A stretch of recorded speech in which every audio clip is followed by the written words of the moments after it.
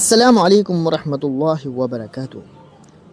رسول اللہ صلی اللہ علیہ وسلم نے ارشاد فرمایا، مسلمانوں، اگر تم میں سے کوئی چاہتا ہے کہ وہ اللہ سے باتیں کرے تو اس کو لازم ہے، کیا لازم ہے کہ رسول اللہ صلی اللہ علیہ وسلم نے فرمایا اس کو لازم ہے کہ وہ قرآن پاک کی تلاوت کرے۔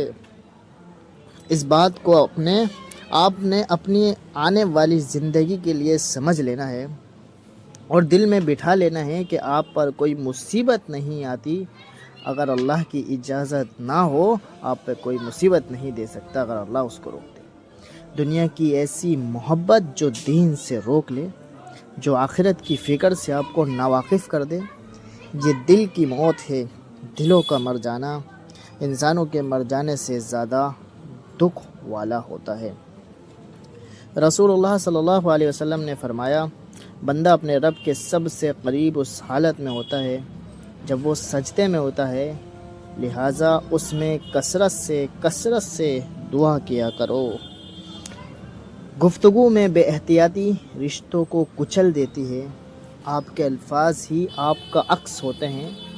بعد میں وضاحتیں دینے سے کچھ بھی حاصل نہیں ہوتا ہے۔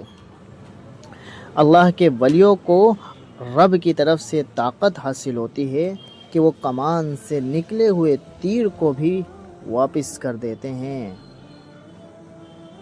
سبحان اللہ۔ حضرت ابو ہریرہ رضی اللہ تعالیٰ عنہ فرماتے ہیں کہ میں نے آپ صلی اللہ علیہ وسلم سے زیادہ خوبصورت کسی کو نہیں دیکھا۔ ایسا معلوم ہوتا تھا کہ آفتاب آپ صلی اللہ علیہ وسلم کے رخ انور میں گردش کر رہا ہے۔ دنیا کی محبت سے اللہ نہیں ملتا، مگر اللہ تعالیٰ کی محبت سے دنیا اور آخرت دونوں مل جاتی ہیں۔ نبی کریم صلی اللہ علیہ وسلم نے فرمایا، تم اللہ کی طرف رجوع کرنے کے لیے قرآن سے بڑھ کر کوئی بھی ذریعہ نہیں پا سکتے ہو۔ بدبخت ہے وہ شخص جس نے اپنی زندگی کو بدلنے کے لیے ہزاروں کتابیں پڑھ لیں، لیکن قرآن مجید اس کی الماری پر پڑا گرد آلود ہوتا رہا۔ زندگی ختم ہونے سے پہلے قرآن مجید ترجمے سے ایک بار لازمی پڑھ لیں کہ پتہ چل جائے کہ اللہ نے مسلم گھرانے میں کیوں اور کس لیے پیدا کیا ہے۔ مسلمان گھر میں پیدا ہونا آپ کی نہیں، اللہ کی مرضی ہے۔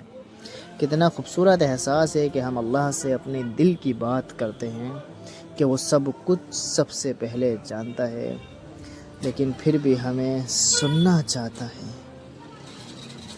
میں جانتا ہوں کہ میں کچھ تو ہوں، کیونکہ میرا رب کریم کوئی چیز بھی بیکار بے فالتو نہیں بناتا ہے۔ جو لوگ کسی کا برا نہیں چاہتے، اللہ ان کی منزلیں ایسی آسان کر دیتا ہے جو ان کے گمان میں بھی نہیں ہوتا ہے۔ دوستو، جاتے جاتے ویڈیو کو لائک اور چینل کو سبسکرائب کرنا مت بھولیں۔ جزاکم اللہ خیرا۔ السلام علیکم ورحمۃ اللہ وبرکاتہ۔ لائک اور سبسکرائب ضرور کرتے جائیں تاکہ آپ کو اگلی ویڈیو کی نوٹیفیکیشن سب سے پہلے ملے۔